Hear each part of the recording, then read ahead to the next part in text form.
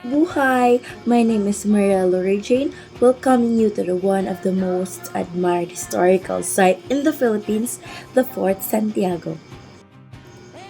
Join me as I introduce you why Fort Santiago is one of the most beautiful and famous historical site here in the Philippines. And by the time she wakes, I'll be halfway to my mama's home.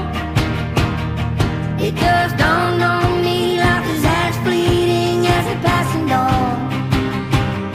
And it was my mistake, 'cause she never said a thing about Jesus.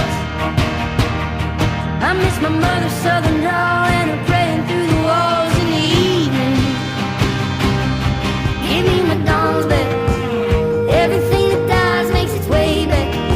I lost her last July in a heart attack. I need one small victory.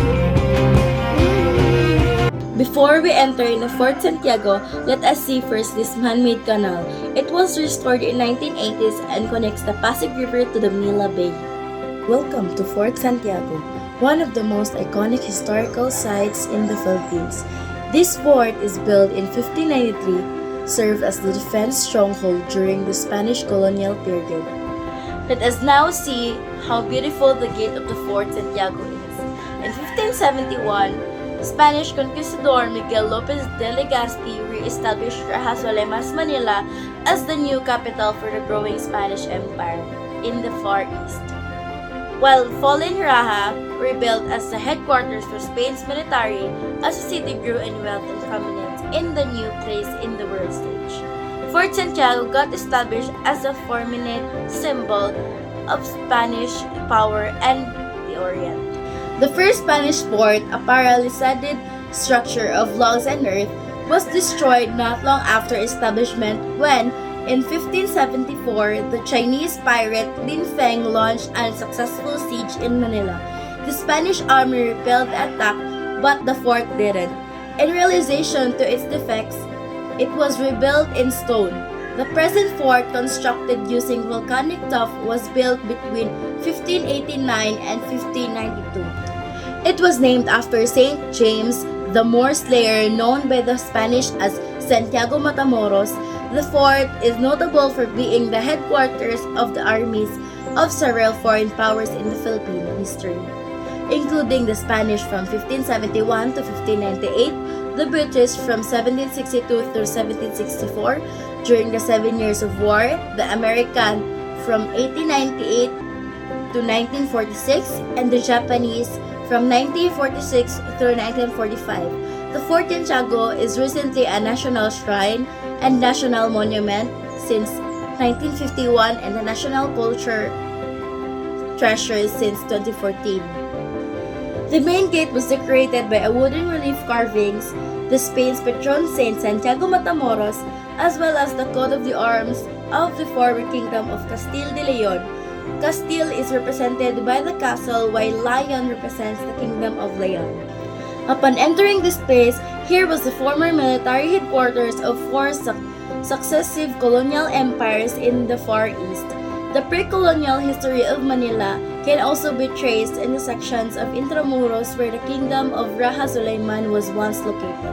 Plaza de Armas, its name is from its use because it was used for military drills, parades, and gatherings during the Spanish colonial era. Surrounded by the fort's walls, it serves as the strategic ceremonial space. Today, it's a peaceful area where visitors can reflect on the fort's military history. Here on the left side of the Plaza de Armas, you'll find the Raja Sulaiman Theater, an open-air space named after the colonial ruler of Manila. This venue is now used for cultural performances, blending the fort historical past with modern activities. Walking further into the courtyard, you'll feel surrounded by the echoes of the history. Rizal's Chapel Cell, a small solitary cell where Dr. Jose Rizal, the Philippine national hero, was imprisoned before his execution in 1896. The cell, located within the fort, has been preserved as a chapel and memorial to Rizal's final days. It is a place of reflection on his life, writings, and sacrifice he made for the Philippine independence. According to the history, this is also where he married Josephine Brackett. Postigo de la Nuestra Señora de Soledad is a small gate originally a second entrance to Fort Santiago, named after the Virgin Mary. It serves as both an entry point and an escape route during conflicts. Today, it stands as a historical feature of the area. It was also the main access of the Fort Santiago occupants to the Pasig River. Rizal Shrine or Museo ni Rizal is built to honor our national hero, Dr. Jose Rizal. It houses artifacts, memorabilia, and exhibit related to his life, including his writings and personal belongings. The shrine marks the spot where Rizal was imprisoned before his execution in 1896, serving as a place of reflection and his contribution to the Philippine independence. Now, we arrive at one of the most famous places here inside of Fort Santiago, where so many vloggers and even TV shows visited because of its scary and interesting stories. The dungeons of the Fort Santiago. These dark, cramped spaces were used to imprison soldiers and civilians during the World War II. Did you guys know that behind these massive walls hides a really scary story? Because 600 decomposing bodies was found here inside the dungeons by the American soldiers. Also, some of the workers and tourists here said that some of those souls is allegedly roaming around this place because they can't accept the fact that they're all dead. Scary, right? The structure was built in 17th century and subsequently expanded until its destruction in World War II. The dungeons below were originally used to store powdered magazines until the dampness proved that detrimental to strong gunpowder. These were then converted into prison cells. During the World War II, the Japanese Imperial armies captured Fort Santiago and used the dungeons to imprison hundreds of prisoners. In February 1945, Americans and Filipinos' mortar shells damaged the fort. And after the liberation of Manila, then the U.S. armies found 600 decomposing bodies that was allegedly died from suffocation and heart exhaustion due to the cramped condition.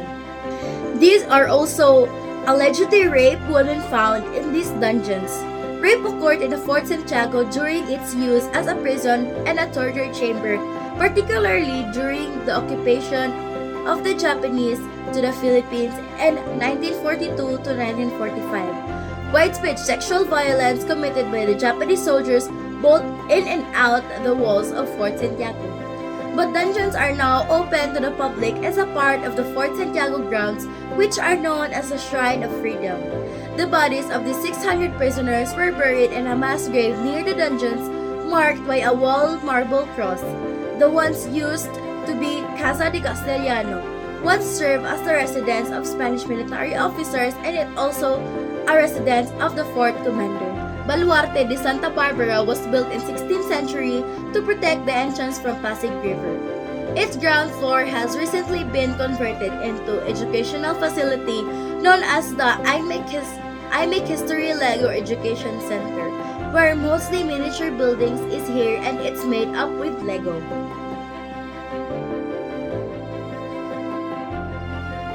And lastly, the Falsa Braga. Falsa Braga means false water. This deceived the enemies and protect the fort from heavy bombardments. Today, Fort Santiago stands as a testament to the resilience and strength of the Filipino people. Its walls have witnessed centuries of history, from colonial rule to the struggle from independence. It's a chilling reminder of sacrifice made of Filipino people just for freedom. Thank you for joining me today on this journey through time. I hope this visit inspires you to explore more of the Philippine rich heritage.